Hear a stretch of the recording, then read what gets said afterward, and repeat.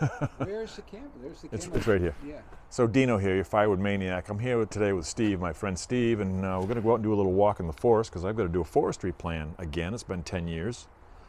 So Hey guys. there's Steve. Let's So let go me for a ask you, walk. Steve. Let's go for a walk. Let's turn this back on. So as we go for a walk, let me ask you this one question. What are we looking for out there? The whole purpose of this is just to make sure that you're in compliance with Maine's tree growth tax law. Okay. And while we're out there, we're going to make sure that you're following the plan that you've had written up. Actually, your plan goes back to 2004. We looked at it again in 2014. And now we're going to see whether or not the objectives that you have in that plan are meeting, are we able to meet those objectives? Are Okay. things changed? Is the forest still the same forest it was 10 years ago? Okay. And obviously forests change, but hopefully we won't find any new buildings in places that used to be woods. And Yeah. we won't see a lot of insect and disease damages, and we're seeing good growth in that you're Okay. following the plan. Now, mostly what I'm doing is firewood production, as in like firewood maniac. So what I'm doing, just what little firewood I sell is going to be okay for the plan? Yeah, for Maine's tree growth tax law, there has to be there's a commercial intent here that you are harvesting wood for commercial purposes. Okay. You're clearly doing that with the amount of firewood that you're creating and selling. Okay.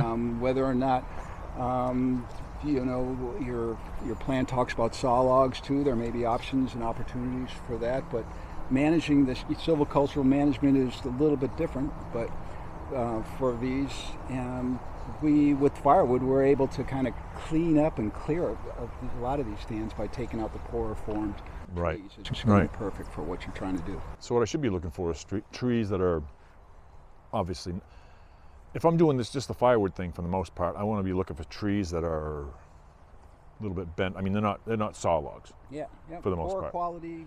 Stuff that would be perfect for firewood. Yeah. Okay. Saw logs you get the best money for nice, Yes. straight saw logs, and a lot of trees don't grow that way. Right. Not around here. So, all right, well, let's take a little walk. So, this is our stand 2, and it was supposed to be mixed wood, which there is. When you're looking at that, is more than less than 75% of it is any one kind of hardwood or softwood species. And I'm seeing everything from ash to pine. I'm seeing some birch. It's all over the place, isn't it? Each got a good mix of different trees. A lot of good coarse woody debris on the bottom, which is good wildlife cover. That's a nice thing. It's kind of enriching the soils. And plenty of options here for firewood harvesting. Yep. Okay. And this is just this one very small section. One of the things you've got here too is you've got good snags, which is another good wildlife feature. That's one of the things you've got in your plan. Snags. Snags are the dead trees for hard and like this right soft. Yeah. So they're providing cover and habitat for quite a number of species. All kinds of critters. Yeah. You can see the pileated work over here. See that? So on this dead tree right here. So Fancy new one. so what causes that? Oh, that's a pileated woodpecker. Oh.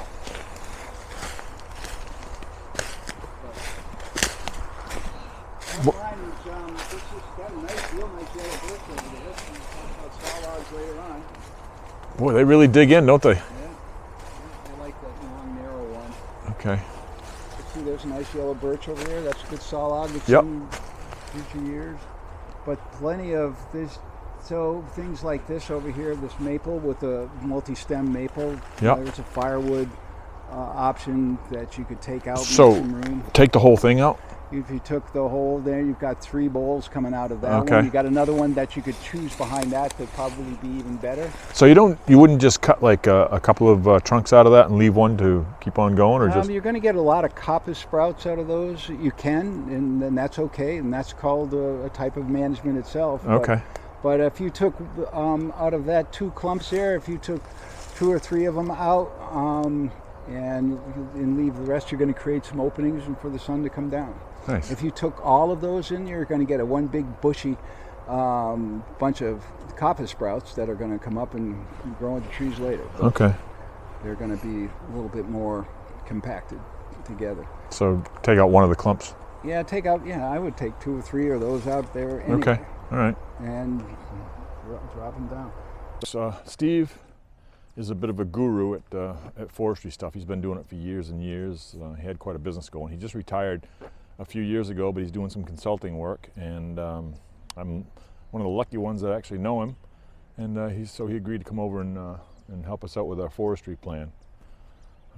I'd do some more in this video, but I'm kind of in a rush. We're actually about to jump in the car and head to Joe's firewood convention out in Ohio. Yeah, we're a little crazy. We drive everywhere.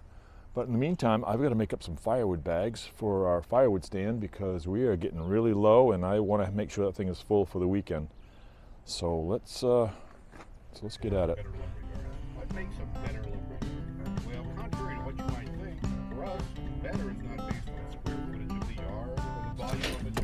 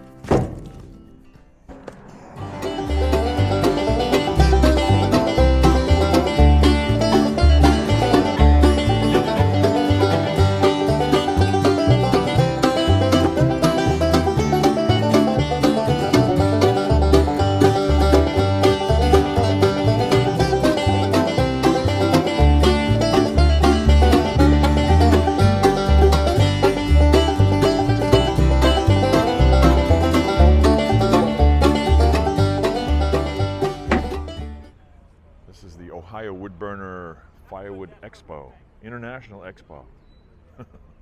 So looks like there's a lot of equipment here. We're gonna go check it out, and we'll see how this thing goes. Give me a number, and I'll work with it. Okay.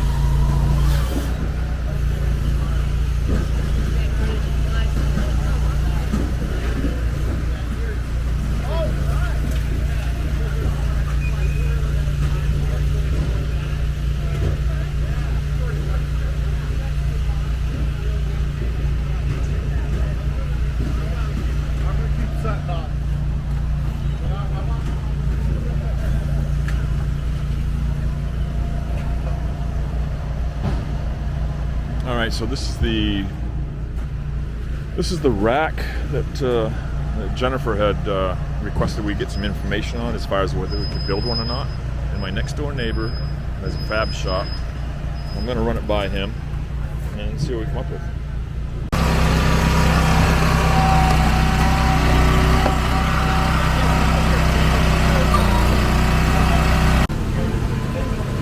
Well, this is a Wolf Ridge splitter. A box wedge on it. And a conveyor. motors, Honda powered. Good choice. It's a good choice from my view. I'm a Honda guy all the way. We've got a whole lineup from Wolf Ridge here. And Bob.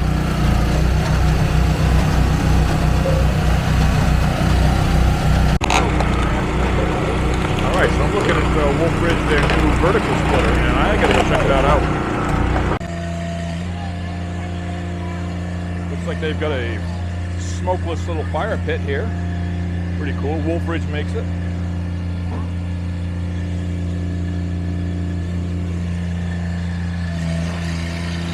They got their new vertical splitters. I don't know what the 17 VSC is, or just a 17 VS. Oh. C must mean conveyor.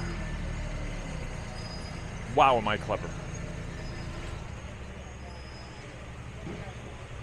These look nice. That's a chunk of steel right there. The Hog's Log. The Hog's Logs. That's your Instagram. Instagram. Not okay. on YouTube. Not on YouTube. When you someday you've got to take that plunge and go on YouTube. You know, maybe. I'd like to. Okay. Scared. Scared? It's really quite harmless. I hear. That's good fun.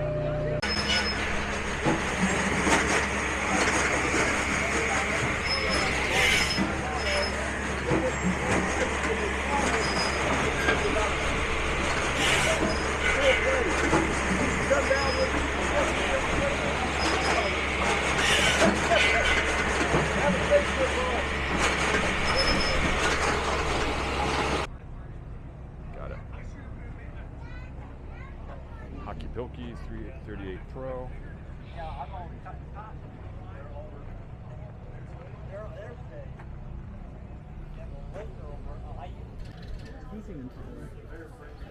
Shy is? Yeah. You said Versitude? Yeah. Right. Versitude. What size it is. Yeah, that's pretty cool. I'm not sure if this is, but what Dan. Pull your handle. Okay. And you can stop.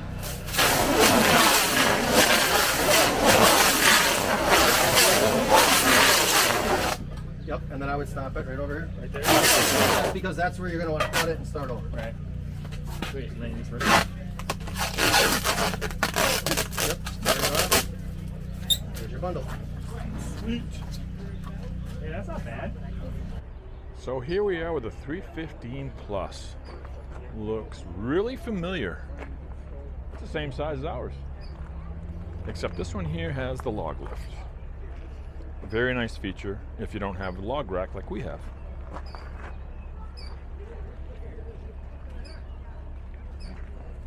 Of course it has the cup holder, very important.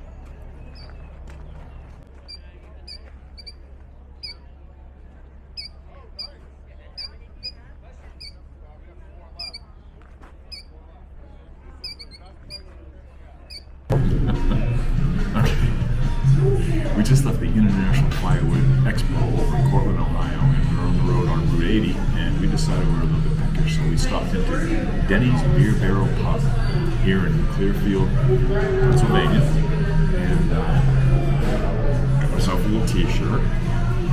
It's got a giant, I think it's a giant dog.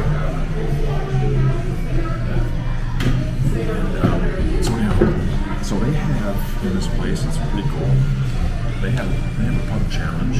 They have a 2-pound burger, a 3-pound burger, and this giant 6-pound burger that they give you 3 hours to eat it. And if you eat it, it's free, and you get a $75 cash reward. I can't even imagine it's 6 pounds. Actually, it's 9 pounds of food on this 6-pound burger. No way. So anyhow, we just ordered a 1-pound burger. I'm gonna see if I can't chow that now. He says, "Damn, what you got in your hand?"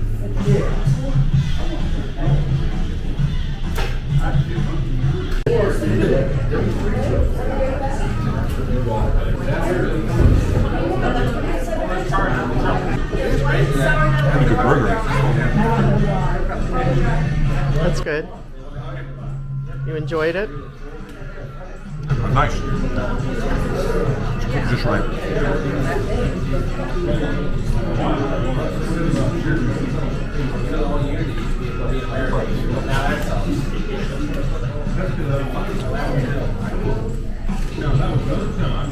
Piece of cake. Need another one. I don't know where you put it all. I'll be right back.